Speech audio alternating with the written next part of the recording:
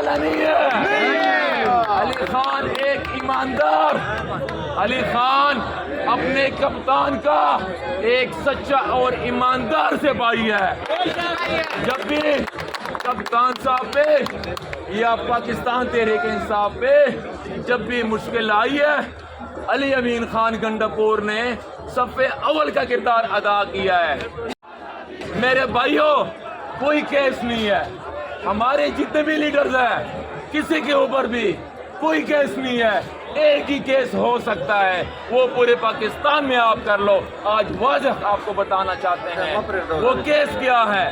وہ کیس یہ ہے کہ وہ اپنے کپتان کے ساتھ قربان ہو جاؤ، اپنے کپتان کے ساتھ ڈٹ کے کھڑے ہیں۔ یہ ہمارا قصور ہے، یہ ہماری غلطی ہے۔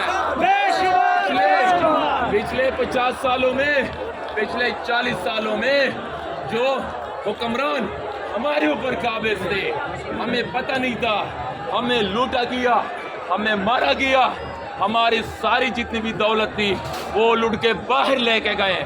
لیکن ایک ہی انسان ہے، ایک ہی شخص ہے، وہ کون ہے؟ وہ اپنی ذات کی بات نہیں کر رہا۔ میرے بھائیوں، یہ سوچنے کی بات ہے۔ وہ اپنی ذات کی بات نہیں کر رہا، وہ اپنی بچوں کی بات نہیں کر رہا، وہ اپنی فیملی کی بات نہیں کر رہا۔ وہ کس کی بات کر رہا ہے؟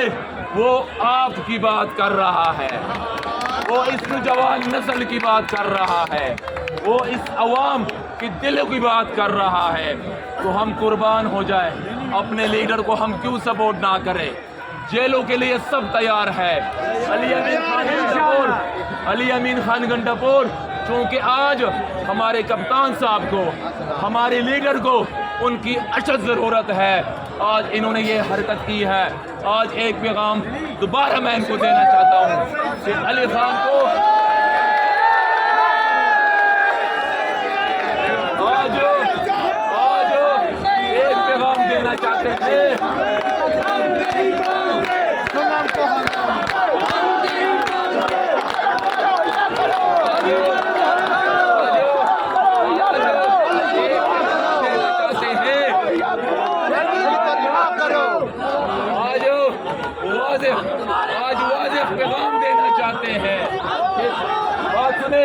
آج واضح پیغام دینا چاہتے ہیں کہ پاکستان تحریک انصاف کے جتنے بھی خان صاحب کے جتنے بھی ٹائیگرز ہیں، مراد صاحب، پہلے تالیاں مراد صاحب کے لیے، سب تالیاں مارے۔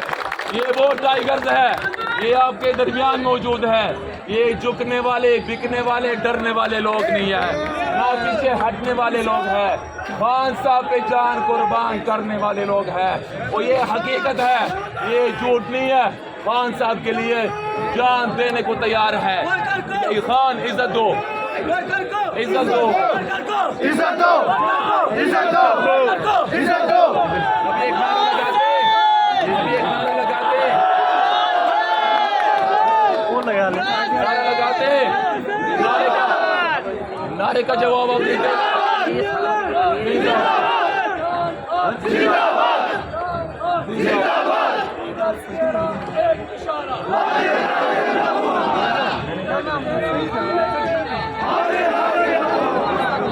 ابھی ایک نعرہ لگاتے ہیں، اس کا جواب آپ سب نے دینا ہے۔